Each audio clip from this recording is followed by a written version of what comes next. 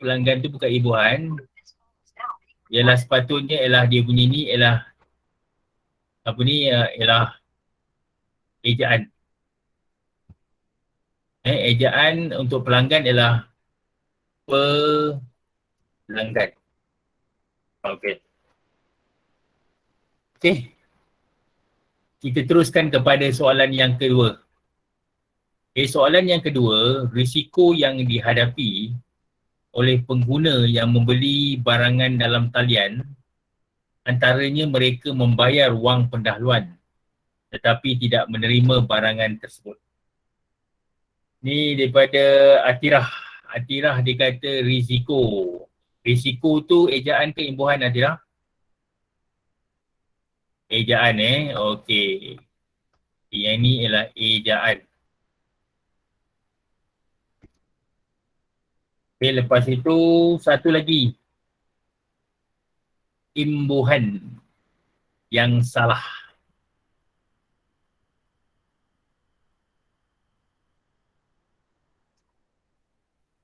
Okey. Imbuhan yang ni membayar ni ialah imbuhan. Okey. Jawapan daripada siapa? Daripada Kontijah Dia kata Faris pun dia kata membayar. Okey. Nyatakan imbuhan ke ejaan masa peperiksaan SPM kamu kena nyatakan ejaan, jangan tak tulis adakah ia ejaan ke ataupun imbuhan, mesti nyatakan kalau tidak nanti pemeriksa tak tahu. Okey, dan kat sini ialah membayar.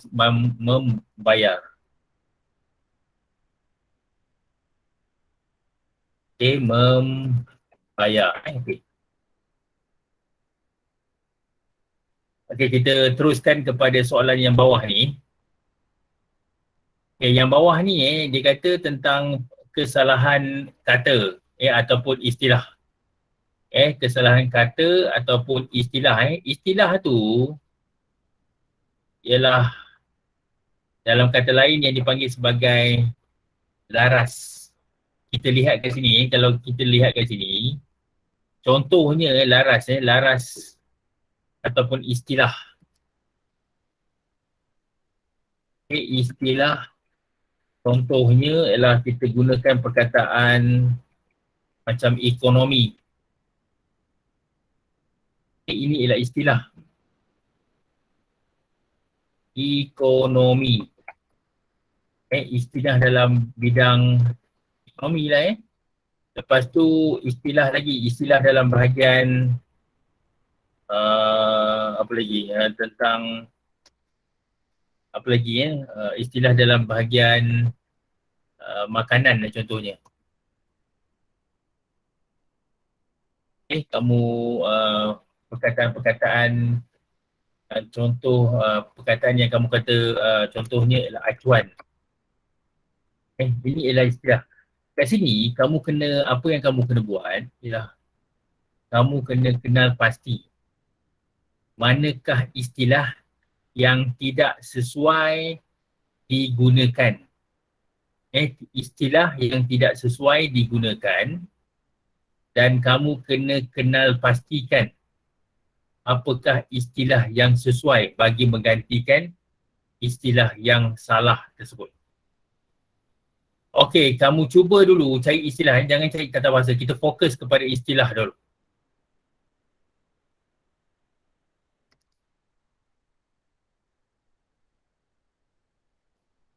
Cuba dahulu Ada 3 kesalahan istilah di situ.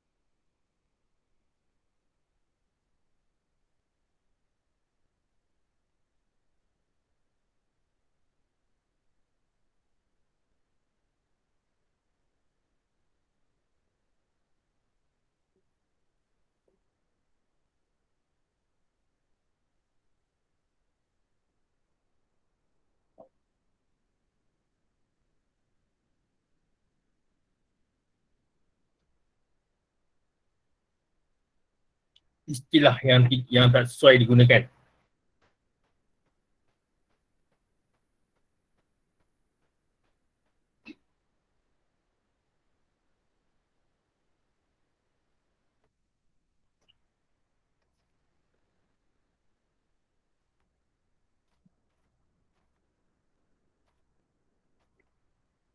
Tidak boleh lari, tidak dapat dielakkan, yang tu kamu tengok dekat mana tu baris kat mana, baris berapa tu, baris berapa Afiqah, tidak dapat lari.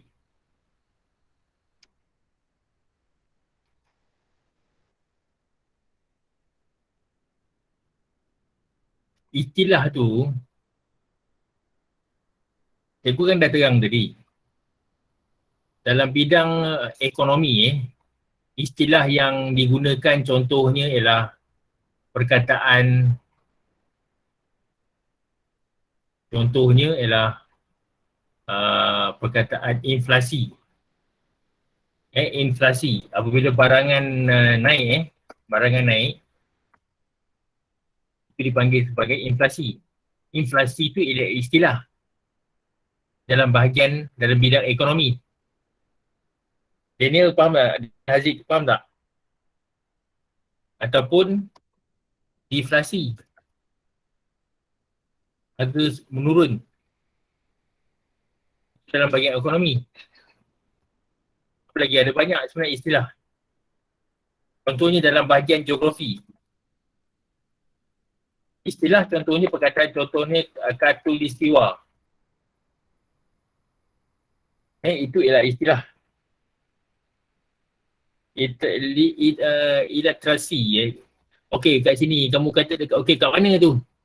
Dia punya perkataan ilustrasi kat mana? Pada baris mana? Ilustrasi.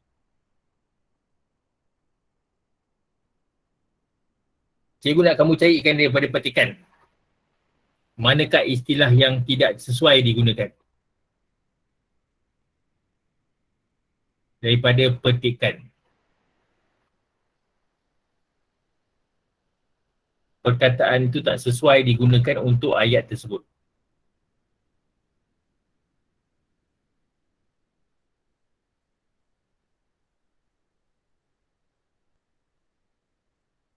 Transformasi. Okey, yang ni Fatin. Okey, kamu tengok je Fatin punya jawapan. Okey, kita tengok jawapan Fatin. Okey, jawapan Fatin dia kata kat sini revolusi. Kalau kamu baca sejarah, kalau kamu baca sejarah, kamu belajar sejarah dekat Thailand, itu tentang nasionalisme, di mana revolusi telah berlaku di negara Thailand, di mana ada revolusi, di mana mereka, rakyat mereka nak macam menggulingkan dia punya sistem beraja mereka. Itu ialah revolusi. Dan perkataan revolusi kat sini, kamu tengok sini, kaedah yang diamalkan itu ialah proses revolusi yang berterusan kerana ilmu sentiasa bercambah, berkembang. Memang jawapan daripada Fatin tu diterima, tetapi apakah perkataan yang sesuai kita gantikan dengan revolusi? Istilah tak sesuai. Istilah apa yang kita kena ganti?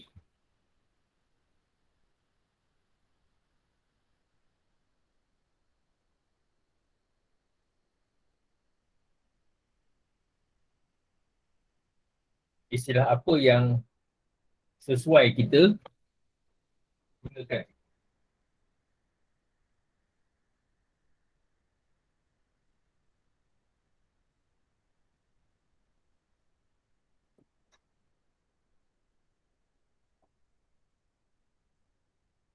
Istilah apa yang sesuai?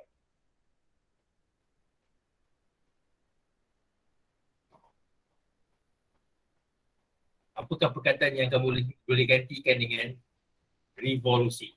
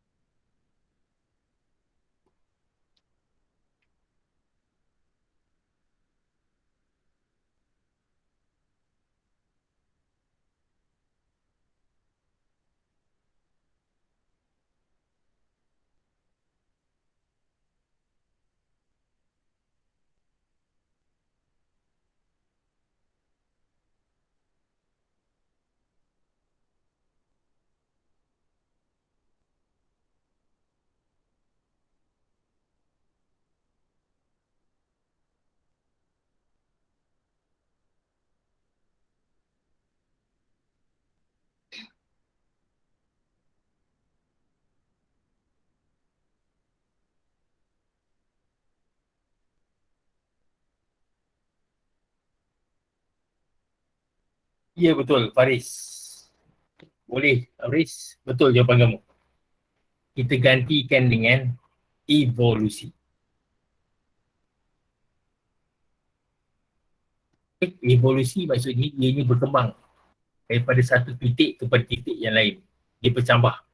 Sebab itulah kita gantikan revolusi kepada evolusi. Okey, kat sini cikgu harap siapa yang masih tak faham lagi bagaimana nak jawab soalan yang berkaitan dengan istilah. Siapa yang masih kabur lagi? Siapa yang masih kabur lagi nak menjawab soalan yang berkaitan dengan apa ni, dengan istilah. Okey. Daripada apa jawapan ni, Fatin dengan Faris dia dah faham kat situ Okey, kita teruskan kepada kedua. Okey, kamu cari lagi. Ada dua lagi istilah yang tak sesuai digunakan.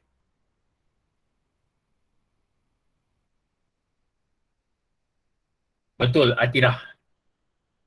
Okey, kat sini ialah utuh ni apa ni tak sesuai. Apakah perkataan yang sesuai? Kamu tengok, kamu kena baca dulu Kamu kena baca dulu kuku. Kamu tengok sini. Oleh sebab itu, berbagai pertubatan dilaksanakan untuk memastikan sistem pendidikan sentiasa utuh. Kamu tengok utuh ni dikaitkan dengan keperluan semasa. Apa perkataan yang sesuai? Yang mempunyai kaitan dengan keperluan semasa.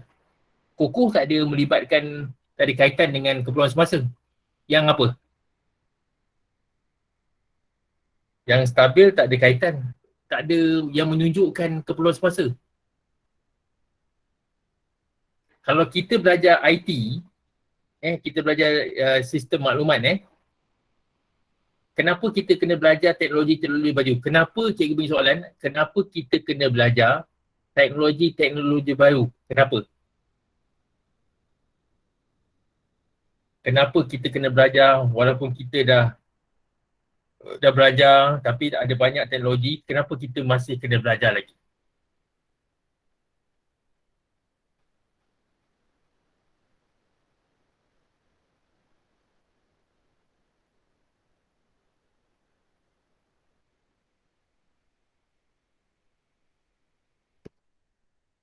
Apakah perkataan yang sesuai? Siapa boleh tolong lagi? Kukuh tak sesuai, stabil pun tak sesuai, perkataan lain yang sesuai.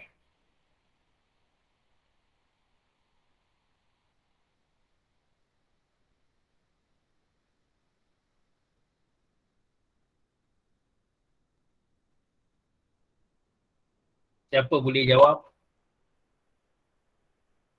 Boleh jawab ke tak boleh jawab? Kalau tak boleh jawab, cikgu beritahu.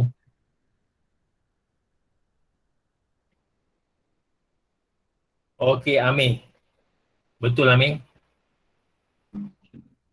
Okey, Amir dia kata relevant. Betul. Okey, yang relevant.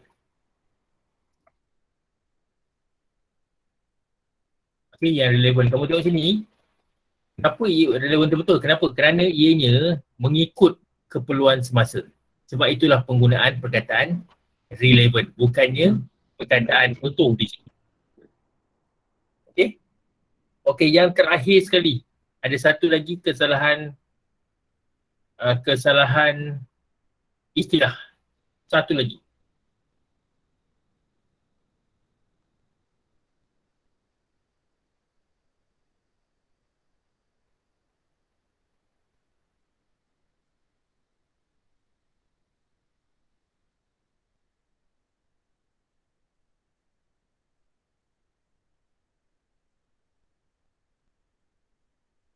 Berkualiti tak ada, tak tepat. Bacalah sampai ke bawah. Bacalah, transformasi pun tak tepat. Tak betul.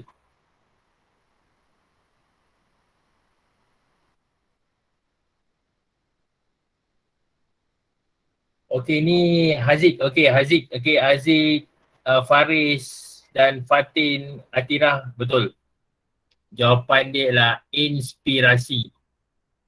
Apakah perkataan yang kamu boleh ganti dengan perkataan inspirasi?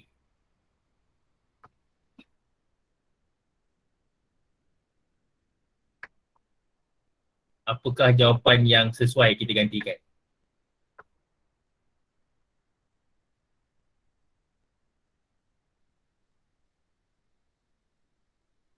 Siapa boleh fikirkan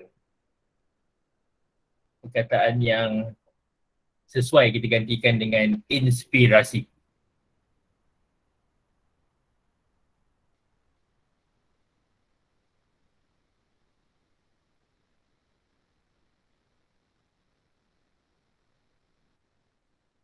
Implikasi lain. Implikasi ialah kesan.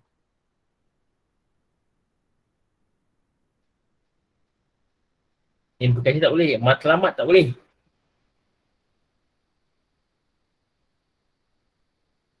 Dia bahagian yang depan tu kamu kena ganti dengan perkataan lain. Ilham tak? Okey, yang ni. Okey, ni Azirah. Azirah memberi idea yang tepat iaitu dipanggil sebagai aspirasi. Itu dia punya jawapan dia untuk istilah. Cikgu harap semua faham kamu dah mungkin dah dapat dia punya macam mana nak jawab soalan yang berkaitan dengan istilah kita pergi kepada soalan ni pula. Soalan kesalahan tata bahasa.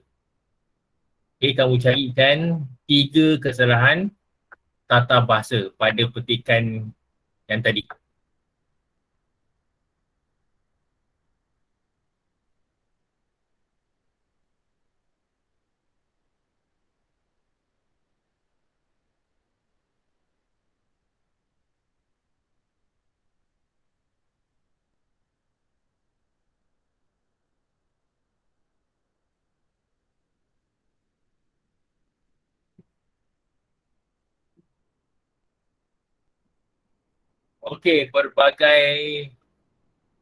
Ini kesalahan tata bahasa. Apa sepatutnya apa? Apa dia punya jawapan ni?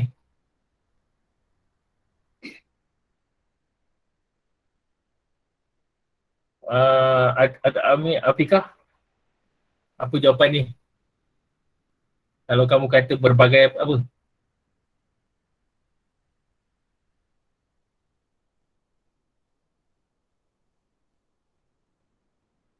Berbagai-bagai Mahindran dengan Fatin. Dia kata berbagai-bagai betul.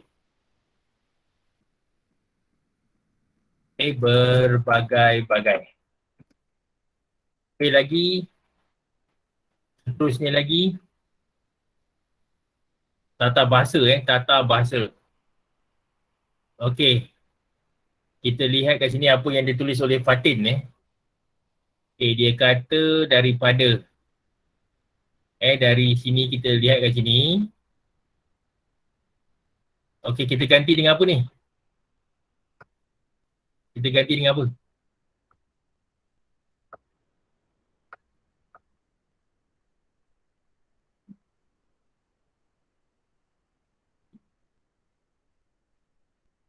Dari Fatin kata dari, betul. Satu lagi. Satu lagi kesalahan tata bahasa.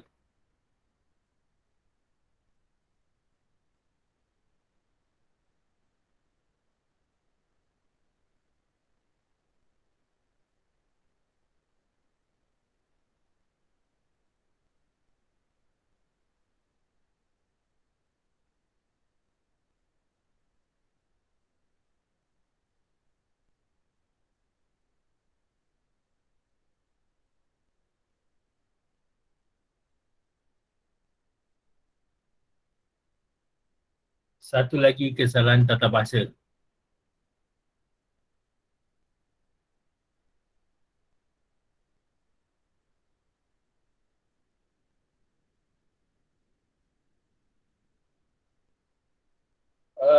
Itulah tak betul.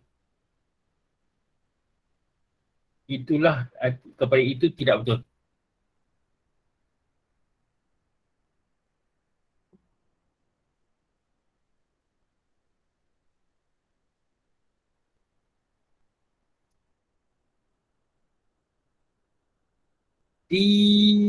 Di mana tu, dekat mana kamu ambil tu D tu pada Mira dia kata D.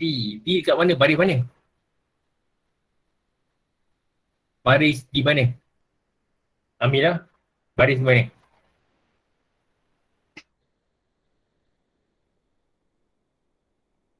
Second lah, okay.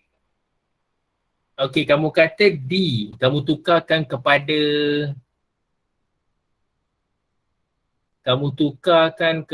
apa ni, pada. Tak boleh. Kamu tidak boleh tukarkan kepada pada atas dasar, bukan? Di atas, di atas, di atas semasa dia punya jawapan dia dah hampir dekat situ lah. Dekat sini.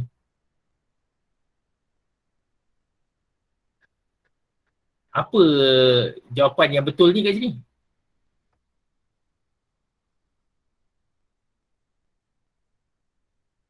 Cikgu bukan tanya tu, Mahendran, kamu dah jawab tadi. Yang ni kita pergi di atas dasar ni. Rapatkan dasar di atas tu.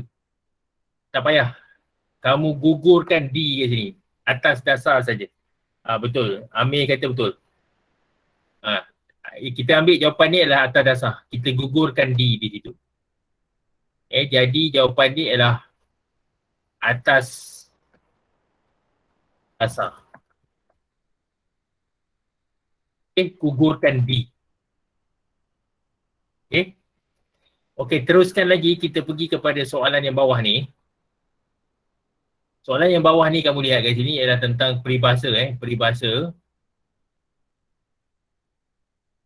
Peribahasa, kita hanya dapat menunjukkan perasaan simpati akan kesusahan yang dialaminya, tetapi dia yang menanggungnya lebih memahami, kerana sekalipun dia tidak pernah meminta bantuan daripada orang lain. Apakah peribahasa yang sesuai kat sini? Ini cikgu boleh beritahu kamu kena rujuk kat sini. Kamu kena rujukkan di sini saja, di sini. Yang kat sini sampai sini. Rujuk kepada ayat ini. Barulah kamu boleh tulis dia punya peribahasa dia.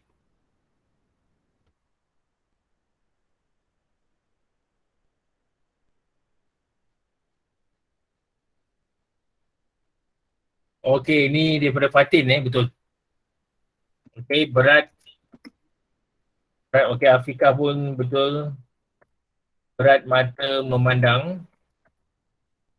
Okey, berat lagi bahu memikul.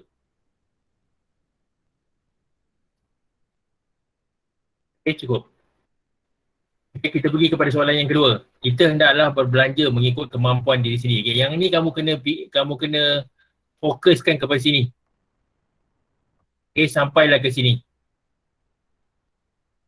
Okey. Dan kita hendaklah mengelakkan daripada berbelanja secara berlebihan sehingga menyusahkan diri sendiri. Kamu kena lihat kat sini, mana fokus kat sini. Ini dia punya fokus dia. Okey, Fatin jawapan dia betul.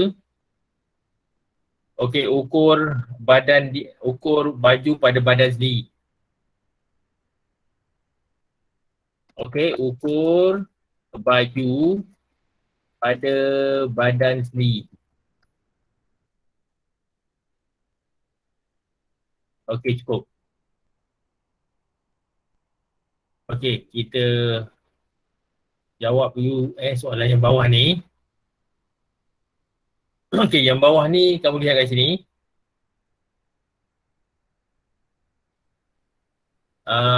Usaha yang dilakukan oleh lelaki itu untuk menyembunyikan penglibatannya dalam kegiatan. Yang ni kamu kena fokuskan kepada sini.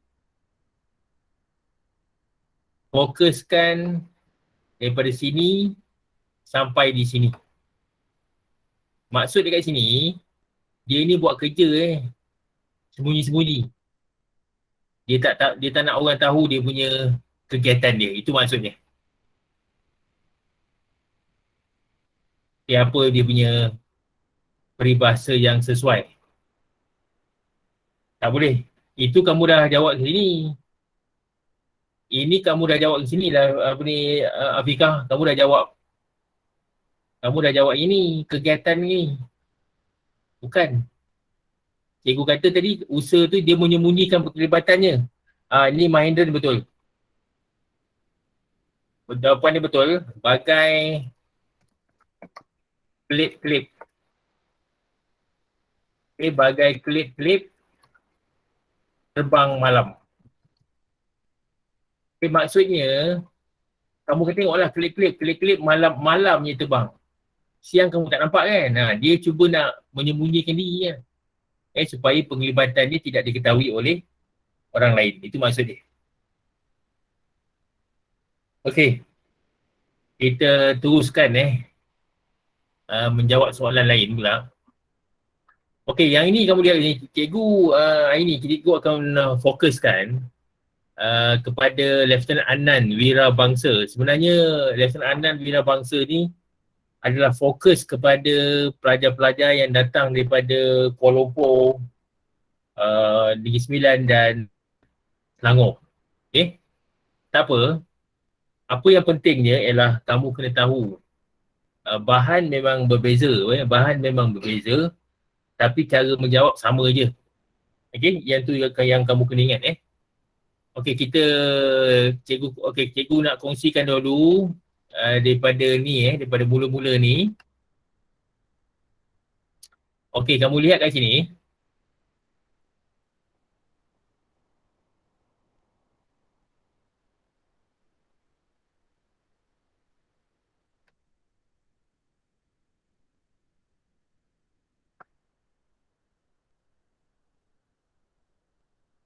Okey, kamu lihat kat sini.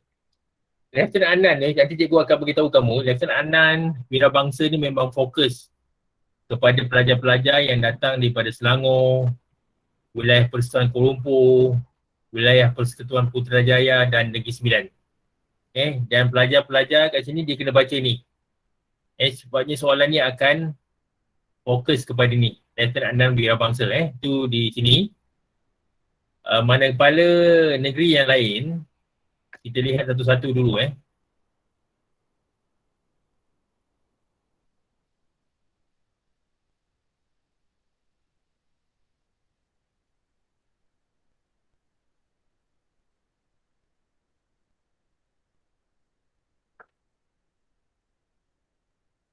Okey, kamu lihat kat sini, ini novel yang kedua. Novel yang kedua ni ialah tajuk dia ialah di sebalik Dinara. Okey? Di sebalik Dinara ni, yang ni pelajar-pelajar yang datang daripada Johor, Sabah, Sarawak dan wilayah Persekutuan Labuan kamu kena baca tajuk ni. Kamu kena baca tajuk ini saja.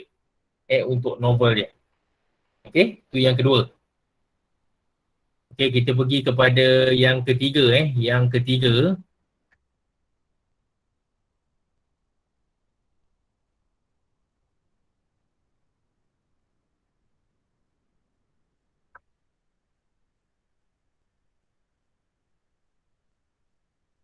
Okey, yang ketiga ni, tajuk novel dia ialah Jendela Menghadap Jalan. Cikgu harap kamu nampak sini.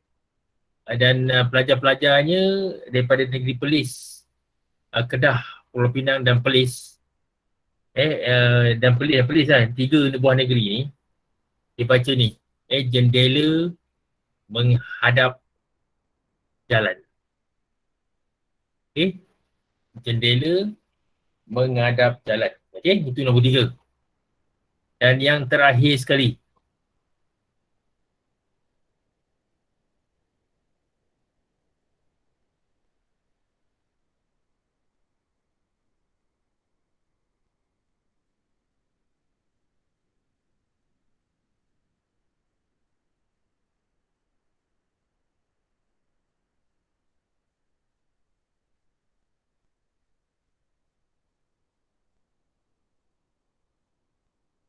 Okey, makalah yang keempat ni, novel dia bertajuk Pantai Kasih. Dan pelajar-pelajar daripada Melaka, Pahang, Terengganu dan Kelantan. Kamu kena baca novel yang bertajuk ni. Itulah. Dan pada malam ini cikgu akan fokus kepada Lieutenant Adnan. Lieutenant Adnan, kita akan lihat apakah cerita dia tentang Lieutenant Adnan.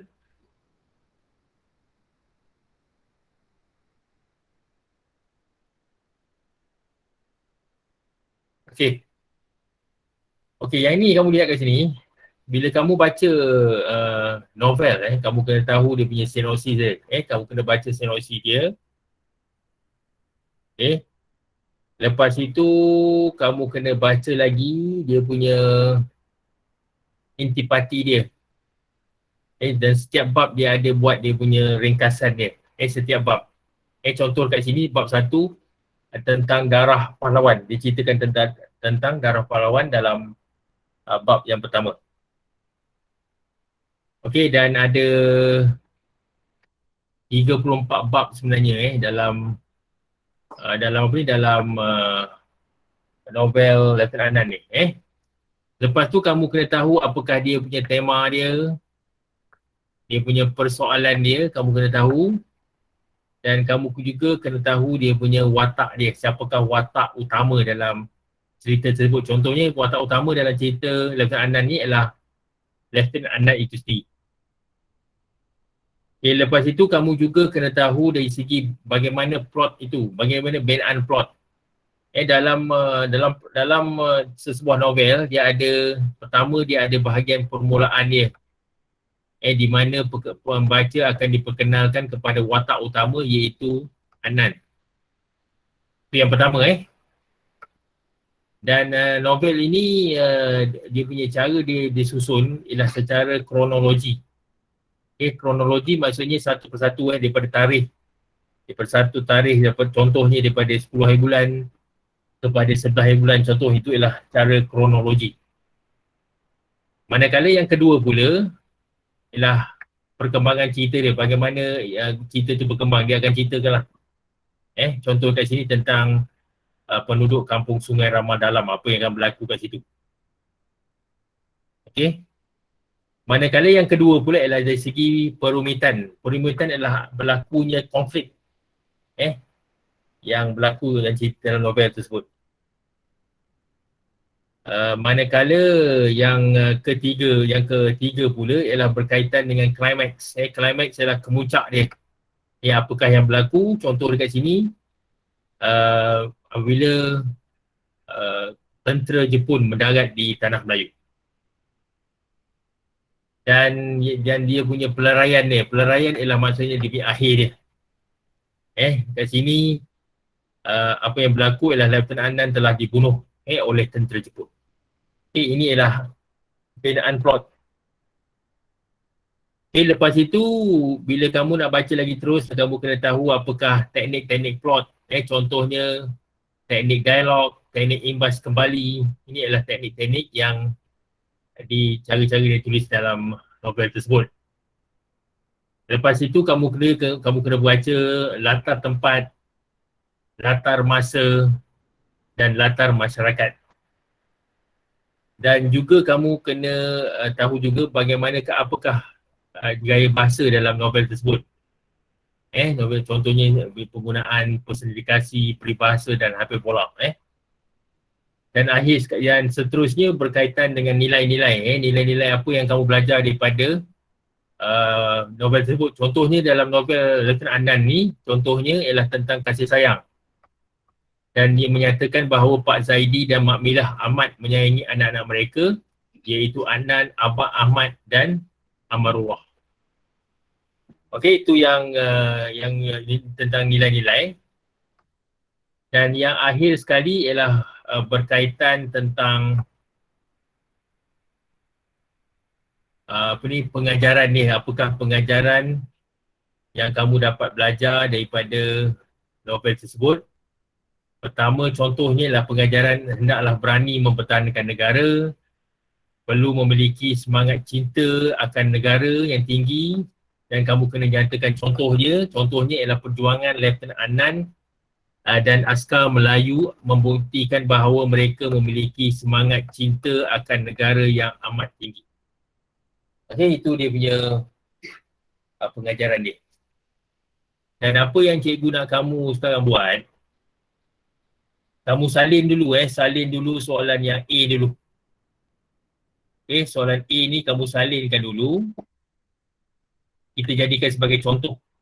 Okay, salinkan pelbagai persoalan diwujudkan oleh pengarang dalam novel yang telah dihasilkan. Jelaskan 2 persoalan yang terdapat dalam sebuah novel tersebut. Salin dulu. Lepas tu cikgu akan kongsikan dengan kamu nota yang berkaitan tentang novel tersebut. Tulis dulu tulis. Kalau dah salin, sila beritahu.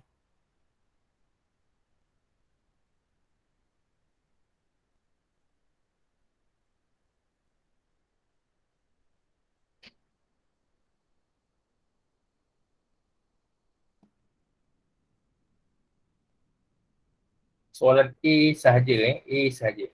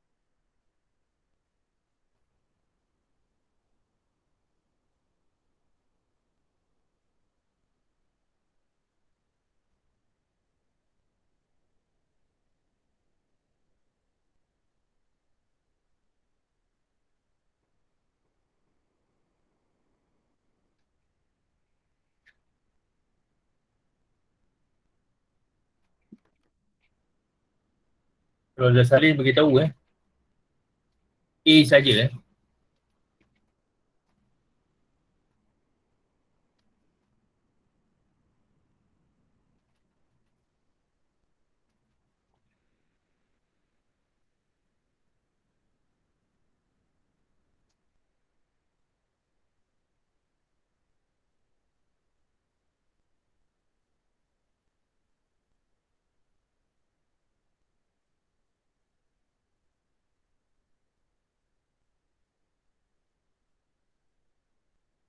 boleh cikgu kongsikan dia punya jawapan dia dan kamu boleh lihat jawapan dia macam mana. Boleh? Fatin, siapa ni, Afiqah, Amir, kamu dah salin ke? Dah cikgu. Dah Dah okay. Kalau dah, kita lihat kat sini. Ini tentang persoalan persoalan. Okey, persoalan ni selalunya ada kat depan. Okey, berada di depan di sini. Kamu lihat kat sini, berada di depan. Okey, berada di hadapan. Sekejap Okey, kat sini. Cikgu nak kamu ambil 3 ni lah 3 saja. Ambil 3 mana-mana yang kamu nak lah Ada lebih kurang 7 persoalan yang ada dalam cerita ni. Salin 3 persoalan saja. Boleh.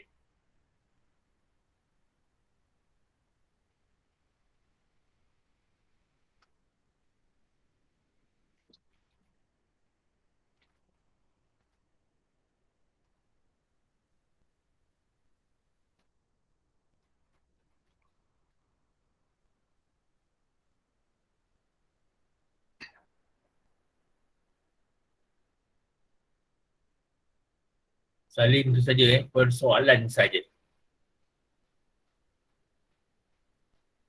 Okey, Afiqah, kamu dah siap Yang lain-lain tu dah siap ke belum?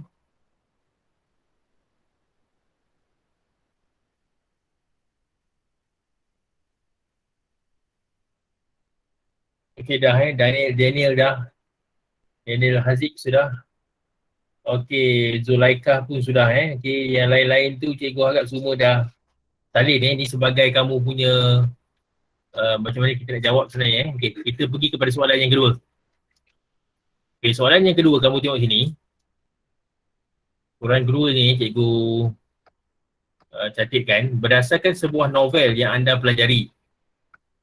Huraikan 3 perwatakan utama. Dia kata 3 perwatakan watak utama. Kamu kena fokus ke sini. Siapakah watak utama ni? Watak utama dia adalah Lieutenant Anan. Kamu ni Lieutenant Anan watak utama. Dan apakah perwatakan Lieutenant Anan? Cikgu kongsikan juga.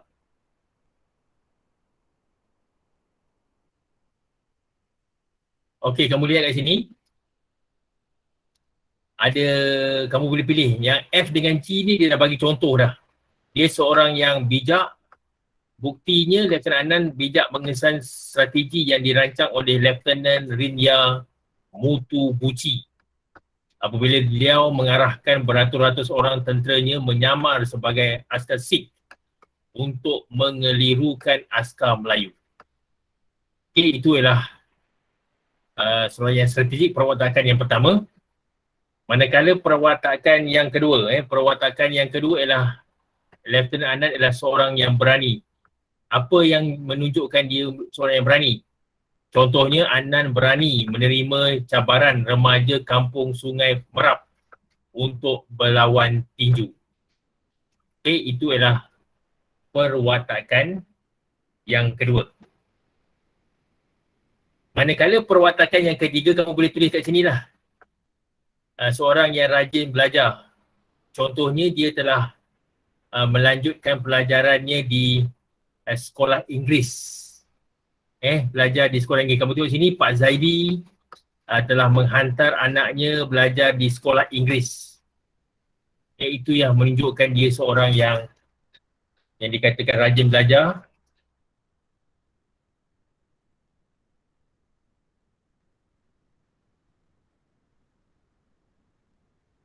Okey, 3 tu 3 saja. 3 contoh perwatakan Lieutenant Anan.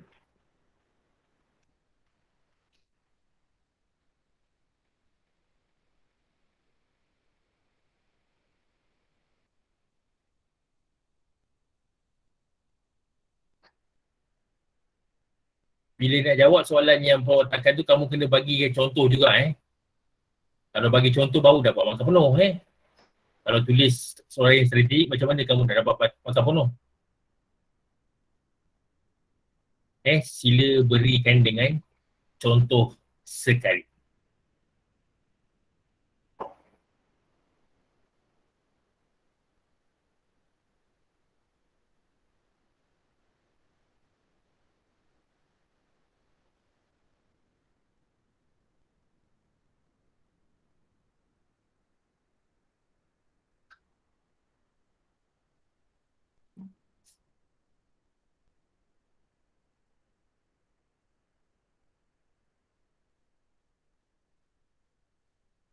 Okey, nanti bila kamu berada kat rumah, kamu carilah novel-novel yang kamu sepatutnya belajar. Dan cubalah kamu cari dia punya watak utama dia, siapakah watak utama dia dan apakah perwatakan watak utama. Lepas tu soalan yang tadi kita jawab tadi tentang persoalan ni, kamu cubalah kamu cari jawapan dia untuk persoalan-persoalan novel yang kamu kena belajar. Dia senang, dia sama je, bahan berbeza, cara menjawab sama. Itu saja yang cikgu boleh tekankan. Okey, itu saja Memang cikgu ajar kamu ni bahan yang lain tapi cara sama je.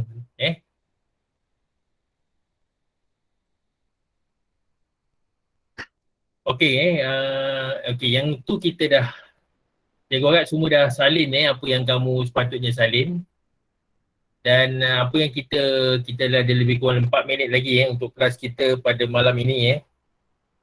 Cikgu boleh buat satu ringkasan apa yang kita dah belajar selama 1 jam selama 1 jam.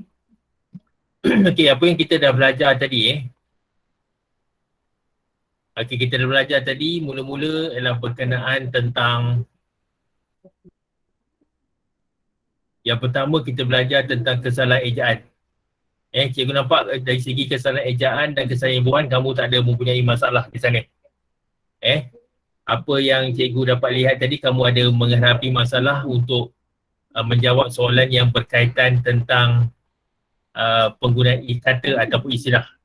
Yang ini kamu kena cuba buat latihan banyak supaya kamu biasa menjawab soalan yang berkaitan dengan istilah. Okey. Lepas itu tadi kita juga belajar, kamu juga jawab tentang kesalahan tata bahasa. Tata bahasa. Dan bawah ni pula ialah tentang soalan tentang peribahasa.